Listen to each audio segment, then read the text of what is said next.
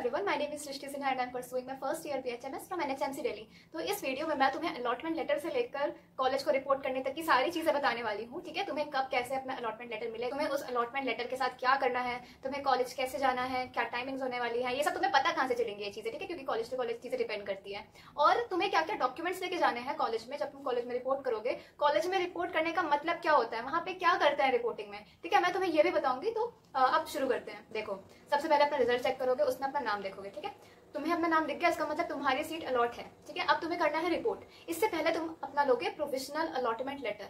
अब वो तुम्हें कहाँ से मिलेगी, सेम साइट से मिलेगी। ठीक है, अगल बगल इधर उधर तुम्हें जरूर बटन दिख जाएगा प्रोविजनल अलॉटमेंट लेटर को डाउनलोड करने का। उसको डाउनलोड करके उसकी पीडीएफ में तुम डाउनलोड करोगे, उसका प्रिंट आउट निकलवा के अपने पास रखना है, क्योंकि ये जाके तुम्हें कॉलेज में दिखाना है कि तुम्हें अलॉटमेंट लेटर मिला है, तभी तुम कॉलेज में रिपोर्ट करना है। अब बात आती है कि हमें कॉलेज कब रिपोर्ट करना है, क्या टाइमिंग्स होने वाली है, दीदी ये सब कैसे पता चलेगा। देखो, इसके दो तरीके हैं। ठीक है, पहला तरीका ये है कि तुम इन्फॉर्मेशन बुलेटिन के थ्रू जाओ और एक एक चीज पढ़ो, पर वो एक थोड़ा लॉन्ग मेथड है, क्योंकि वहाँ पे बहुत सारे पेजेस होते हैं, तुम्हें ढूंढ ढूंढ के पढ़ना पड़ेगा। सेकंड चीज जो मैंने करी थी, वो तुम ये कर सकते हो कि अपने कॉलेज के नंबर पे फोन करके सीधा पूछ लो, क्योंकि वहाँ पे सारी फैकल्टी होती है जो बच्चों के लिए होती है, तो वो तुम्हारे डाउट्स क्लियर कर देंगे कि तुम्हें कब आना है, कैसे आना है। ठीक है, और वो ज्यादा ऑथेंटिक भी रहेगा।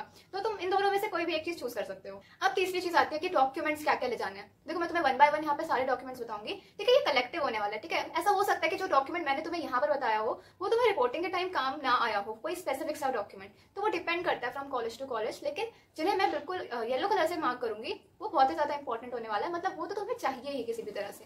तो अब स्टार्ट करते हैं। तो पहली चीज जो तुम्हें चाहिए वो है ऑफ कोर्स तुम्हारे नीट का एडमिट कार्ड और नीट का स्कोर कार्ड। जो दूसरी चीज तुम्हें चाहिए वो है तुम्हारा PAN card, this is important. And उसके बाद तुम्हें चाहिए अपना date of birth certificate. Formats पे लगा दूंगी सबके। यहाँ पे फिर तुम्हारा आता है 10th का marksheet and 10th certificate. Yes, these two are different. ठीक है, don't confuse between the to.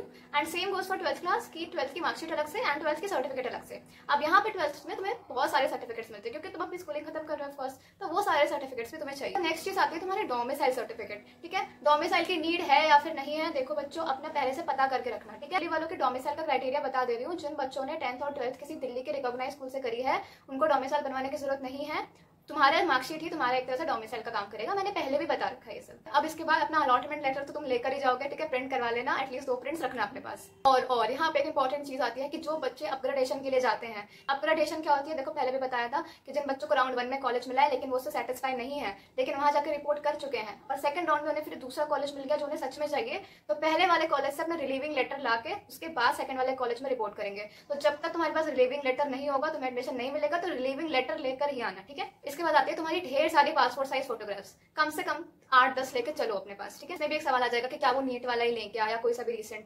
देखो, रख लो प्लीज नीट वाला, क्योंकि वही तुम्हारा नीट के एडमिट कार्ड में लगा है। अगर तुम पे वो वाली फोटोग्राफ नहीं है, तब जाके तुम अपने किसी रिसेंट वाले का यूज करना। ठीक है, क्योंकि ज्यादातर बच्चे, मैंने भी अपनी नीट की ही फोटोग्राफ यूज करी। इसके बाद आता है तुम्हारा कोई वैलिड आइडेंटिटी प्रूफ। इसमें तुम्हारा आधार हो सकता है, लाइसेंस हो सकता है, पासपोर्ट हो सकता है, तो अपने अकॉर्डिंगली देख लेना। इसके बाद आता है तुम्हारा माइग्रेशन सर्टिफिकेट और स्कूल लिविंग सर्टिफिकेट। ये सब तुम्हें 12th खत्म होने के बाद ही तुम्हारे स्कूल में तुम्हें दिया जाता है ये सब। इसके बाद एक सर्टिफिकेट आता है, certificate from the principle of the school last attended. ये कंफ्यूजन काफी ज्यादा बच्चों को है कि ये है क्या। देखो, ये सर्टिफिकेट है जो तुम अपने लास्ट स्कूल से पढ़े हो ना, मतलब जो तुमने 12th जहाँ से करी है, वहां के प्रिंसिपल तुम्हें ये सर्टिफिकेट में साइन करके देंगे और तुम्हें ये चीज चाहिए। ठीक है, अब ये चीज हो सकता है कि सब सारे कॉलेजेस में ना चाहिए हो, लेकिन अगर तुम डीयू में एडमिशन लोगे तो तुम्हें ये वाला सर्टिफिकेट जरूर से चाहिए। इसका फॉर्मेट तुम्हें मेन साइट पर ही मिल जाएगा। ठीक है, पूरा फॉर्मेट है वहाँ पे, वहां से डाउनलोड कर। अब इसके बाद आती है तुम्हारी कैटेगरी की सर्टिफिकेट। अब देखो, जनरल वालों के लिए कोई सर्टिफिकेट नहीं है, इसके अलावा जितने भी SC ST OBC PWD सबके लिए सर्टिफिकेट्स है। इसके बाद नेक्स्ट चीज आती है तुम्हारी गैप सर्टिफिकेट। अब ये गैप सर्टिफिकेट भी अगेन बहुत सारी जगह मांगते हैं और बहुत सारी जगह नहीं भी मांगते हैं। तो ये गैप सर्टिफिकेट मैं बता दे रही हूँ तुम्हें, ड्रॉपर्स के लिए होता है। ठीक है, उसके बाद नेक्स्ट चीज आती है तुम्हारी कैरेक्टर सर्टिफिकेट। कैरेक्टर सर्टिफिकेट तुम्हारा लेटेस्ट अपडेट होना चाहिए। ठीक है, क्योंकि 6 महीने तक तुम्हारा कैरेक्टर सर्टिफिकेट वैलिड रहता है। अब जो ड्रॉपर बच्चे हैं जो कहते हैं कि हमारे स्कूल वाले हमें कैरेक्टर सर्टिफिकेट नहीं दे रहे हैं दोबारा से बनवा के, देखो दोबारा से तुम्हें कैरेक्टर सर्टिफिकेट कहीं भी नहीं मिलेगा। तुम्हें अपना पुराना कैरेक्टर सर्टिफिकेट स्कूल लेके जाना है, उन्हें दिखाना है और उन्हें बोलना है कि इसे अपग्रेड कर दो, तो वहां पे सिर्फ तुम्हारी डेट चेंज होगी। ठीक है, नया कैरेक्टर सर्टिफिकेट नहीं मिलने वाला है तुम्हें। और अगर दूसरी चीज, तुम्हारे स्कूल कैरेक्टर सर्टिफिकेट अपडेट करने से भी मना कर दे रही है कि हम नहीं करेंगे, तब तुम जाके उसको किसी डिस्ट्रिक्ट कोर्ट में बनवा सकते हो। उसके बाद एक इंपॉर्टेंट चीज आती है विच इज इक्विवेलेंसी सर्टिफिकेट। ये वाला सर्टिफिकेट वहाँ मांगा जाता है जो बच्चे फॉरेन से स्कूलिंग कंप्लीट करके आए हैं, उन्हें ये वाला सर्टिफिकेट देना होता है। और इसके बाद नेक्स्ट चीज आती है फी पेमेंट रिसीप्ट। जब तुम काउंसलिंग के टाइम पेमेंट करते हो, सारी चीजें ऑनलाइन होती है, उसकी रिसीप्ट हमेशा अपने पास रखनी है। रख लेना, बहुत बार मांग लेते हैं, बहुत बार नहीं भी मांगते हैं। और इसके बाद आती है तुम्हारी DPW certificate which is defence personnel ward. ये अगेन CW कैटेगरी की तरह है, जिनके पेरेंट्स मिलिट्री में है उनको अलग से रिजर्वेशन कोटास वगैरह मिलते हैं, तो ये सर्टिफिकेट उनको बिलोंग करती है। अब मैं तुम्हें बताती हूँ कि रिपोर्टिंग में होता क्या है। ठीक है, तुम कॉलेज जाते हो, ठीक है, तुम अपना प्रोविजनल लेटर दिखाते हो, तो तुमने कॉलेज रिपोर्ट करा। अब तुम्हें वेरीफाई किया जाएगा कि तुमने जितने भी डॉक्यूमेंट्स अपलोड किए हैं उन्हें तुम्हारे ओरिजिनल डॉक्यूमेंट से मिलाया जाता है। ठीक है, अब ये से हम रिपोर्टिंग कहते हैं। और जो डॉक्यूमेंट्स मैंने तुम्हें बताया वो एक एक डॉक्यूमेंट्स मिलाएंगे जो तुमने ऑनलाइन अपलोड किया। गलती क्या करते हैं बच्चे कि ऑनलाइन कुछ और अपलोड करते हैं और ऑफलाइन में कुछ और लेके पहुंचते हैं। तो इन केसेस में जो एडमिशन कैंसिलेशन वगैरह वाली दिक्कत इन केसेस में आती है रिपोर्टिंग के टाइम पे। तो तुम्हें पहले से ये चीजें बिल्कुल केयरफुल होकर रखना कि तुम क्या अपलोड कर रहे हो, क्या लेके जा रहे हो। ठीक है, मिलनी चाहिए वो चीजें। और सेकंड चीज आती है कि तुम अपने सारे डॉक्यूमेंट्स ऑर्गेनाइज करके रखोगे। ओरिजिनल के साथ तुम्हें फोटोकॉपी भी एज इट इज रखनी है, क्योंकि तुम्हें ये दोनों सबमिट करना है। अब यहाँ पे ना एक चीज आती है कि जितने भी तुम्हारे ओरिजिनल डॉक्यूमेंट्स हैं वो 1 साल तक रखे जाते हैं। और ये काफी बच्चों का डाउट होता है, स्पेशली जो आयुष कोर्सेज में एडमिशन लेते हैं, कि क्या दीदी हमें 1 साल बाद वो सारे सर्टिफिकेट्स मिल सकते हैं दोबारा।